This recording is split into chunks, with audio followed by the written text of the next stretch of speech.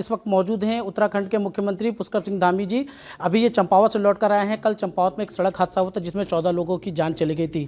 हम सीधे बात करते हैं मुख्यमंत्री पुष्कर सिंह धामी जी से। सर, चंपावत में कल एक सड़क हादसा हुआ जिसमें 14 लोगों की मौत होती, बहुत दुर्भाग्यपूर्ण ये घटना है। किस तरह से देखते हैं? आज आप मृतकों के परिजनों से भी आपने मुलाकात की है।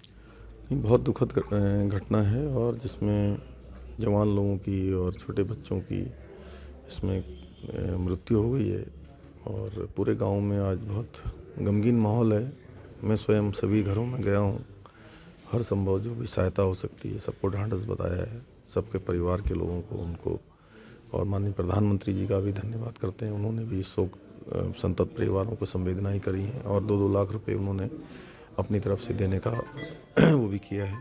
तो सर, बात की जाए तो पहाड़ों पर सड़क हादसे को रोकने के लिए सरकार क्या प्रयास करेगी? खासतौर से देखा जाता है ओवरलोड गाड़ियां जो पहाड़ों पर जाती हैं, सड़क हादसे उसकी वजह से भी होती हैं, उसको लेकर क्या प्रयास किए जाएंगे भविष्य में?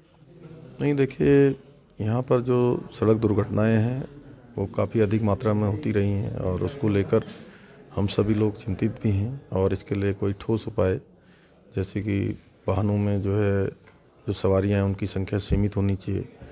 रात्रिकालीन जो सेवा है वो सेवा जो बैन की हुई है, जो गेट सिस्टम है, उसका सख्ती से पालन होना चाहिए और सभी को जागरूकता से अधिक जो संख्या होती है उसके कारण से भी कई बार दुर्घटनाएं होती हैं और ये जो दुर्घटना हुई है इसके भी हम जांच के आदेश कर रहे हैं।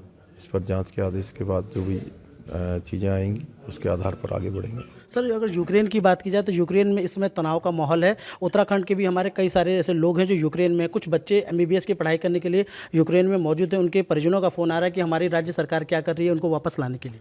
नहीं, राज्य सरकार हर संभव प्रयास कर रही है और भारत सरकार से लगातार हम लोग इस संबंध में वार्ता कर रहे हैं।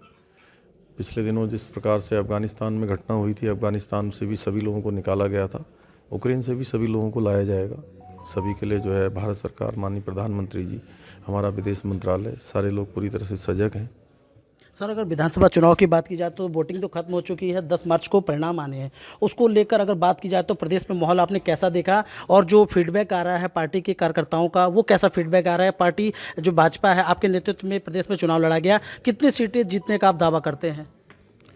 देखिए, हमारा जो माहौल है वो बहुत उत्साहपूर्ण है। सभी जगह पर वोटिंग बहुत अच्छी हुई है। इतना बड़ी मात्रा में वोटिंग होना, ये सीधे मैं समझता हूँ कि एक तरफा जो जीत है हमारी होने जा रही है उसमें कहीं कोई संशय नहीं है और हमारे सभी कार्यकर्ताओं ने काम किया है। सभी लोगों ने हमारे देश के प्रधानमंत्री मोदी जी पर भरोसा जताया है और जो लोग आज EVM को लेकर, पोस्टल बैलेट को लेकर तमाम प्रकार का जो है एक मैं कहूँ कि विलाप कर रहे हैं, वो इस बात का प्रमाण है कि वो चुनाव बुरी तरह से हार रहे हैं।